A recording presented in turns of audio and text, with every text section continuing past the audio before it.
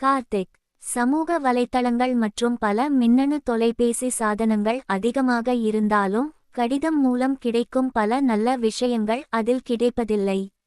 அதை பற்றின முக்கியமான 6 காரணங்களை பற்றி தற்பொழுது பார்க்கலாம். காதல் கடிதம் எழுத 6 காரணங்கள். மாற்றம் ஒன்றே மாறாதது என்று சொல்வார்கள். ஆரம்ப காலத்தில் புறாக்கள் மூலம் தூதுவிட்டு கொண்டிருந்தோம். பின்பு கடிதம் மூலம் தொடர்பு கொண்டிருந்தோம். பின்பு SMS மூலம் தொடரிலிருந்தோம். சிலர் மின்னஞ்சல் மூலம் தொடர்பிலிருந்தார்கள். இப்பொழுது வாட்ஸ்அப், பேஸ்புக், இன்ஸ்டாகிராம், ட்விட்டர் என ஏராளமான சமூக வலைத்தளங்களும் வந்துவிட்டன. வீடியோ காலிங் போன்ற எண்ணற்ற வசதிகளும் வந்துவிட்டன. இதனால் தொலைபேசியில் பேசுவதை விட பல நேரங்களில் சிறிது மெசேஜை தட்டிவிட்டு இருந்து விடுகிறோம். அந்த மெசேஜை கூட எழுதி அனுப்புவது தேவையில்லை. வாய்ஸ் மூலமாக பேச மெசேஜ் தயாராகி விடுகிறது. என்னதான் தொலைத்தொடர்பு சாதனங்கள் இருந்தாலும் அதிகமாக தொடர்பு கொண்டு பேசினாலும் மனதளவில் எத்தனை பேரிடம் நான் பேசுகின்றோம் என்பதே கேள்விக்குறி. காதலிக்கு கடிதம் எழுத வேண்டுமென்றால் நாம் நமது கைபேசியை எடுத்துக்கொண்டு அதில் டைப் செய்து சில ஈமோஜி அனுப்பி கடிதத்தை எவ்வளவு சுருக்கமாக முடியுமோ அவ்வளவு சுருக்கமாக முடித்து விடுகிறோம்.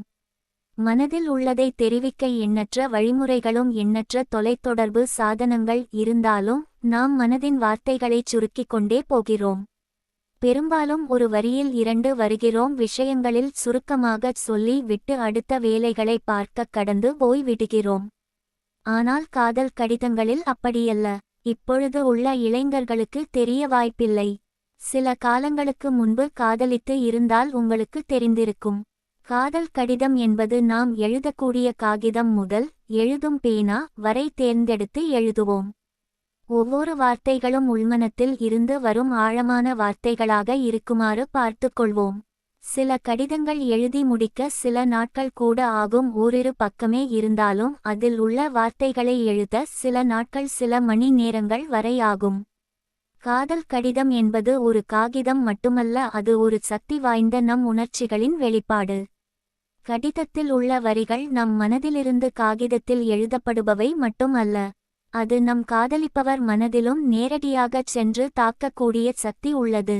கடிதம் முழுவதும் படர்ந்து இருப்பது வெறும் இங்க் மட்டுமல்ல, மனதில் உள்ள ஆழமான வார்த்தைகளில் வெளிப்பாடு. காதல் கடிதங்கள் நிரந்தரமானவை. நாம் தொலைபேசியில் பேசக்கூடிய வார்த்தைகள் அல்லது கைபேசியில் அனுப்பக்கூடிய மெசேஜ்கள் எல்லாம் மென்பொருள் சார்ந்தவை. அது அழிந்துவிடும். ஆனால் கடிதங்கள் அப்படியல்ல. பல வருடங்களாக நாம் அதை சேமித்து வைக்க முடியும். அதை பாதுகாப்பாக வைத்திருந்து நினைவுகளை நினைவு கூற முடியும். கைபேசியில் வரும் எழுத்துக்கள் எலக்ட்ரானிக் எழுத்துக்கள்தான். ஆனால் கடிதத்தில் உள்ளவை நம் கைப்பட எழுதிய நமது கையெழுத்து. எலக்ட்ரானிக் எழுத்துக்களை விட மிகவும் உன்னதமானது.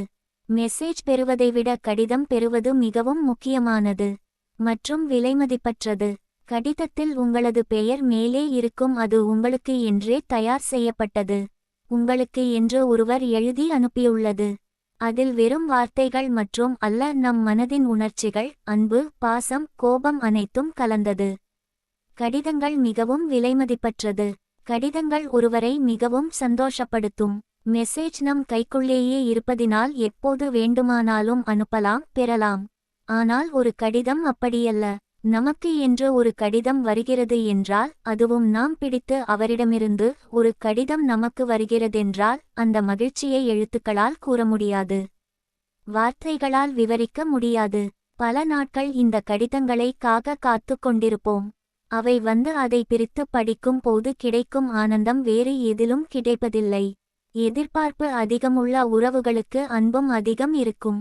அதேபோல கடிதங்களும் ஒவ்வொருவரும் அதிகம் எதிர்பார்ப்பது. பல நேரங்களில் தொலைபேசியில் சில கருத்துக்களை சொல்வது தயக்கமாக இருக்கும். மெசேஜ் மூலமாகவும் சொல்ல வருவதை முழுமையாகச் சொல்வது சிறிது தயக்கமாகவும் இருக்கும். ஆனால் நம் கைப்பட எழுதும் கடிதம் அப்படி அல்ல. சொல்ல வருவதை கொஞ்சம் கொஞ்சமாக எழுதி வைத்துக்கொண்டு சில நாட்கள் ஆனாலும் சொல்ல வந்த விஷயத்தை ஒரு கடிதத்தில் சொல்லிவிட முடியும். அதில் கணக்கில்லாமல் எழுதலாம். சொல்ல வந்த அனைத்தையும் விவரமாகச் சொல்லி முடிக்க முடியும். எனவே மனதில் உள்ளவற்றை முழுமையாக கூற எளிமையான வழி கடிதம் மட்டுமே. கடிதம் எழுதுவது தபால் அலுவலகத்தில் சென்று கடிதத்தை தபால் செய்வது மட்டுமல்ல.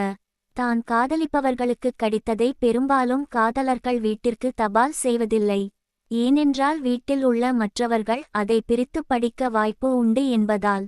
ஆனால் ரோட்டில் சென்று வரும்போது தன் காதலன் அல்லது காதலி இடம் கிடைத்ததை ஒப்படைப்பது மிகவும் மகிழ்ச்சியான, சந்தோஷமான தருணங்கள் ஆகும். காதலியிடம் கிடைத்ததை ஒப்படைப்பது பல வழிகள் உண்டு.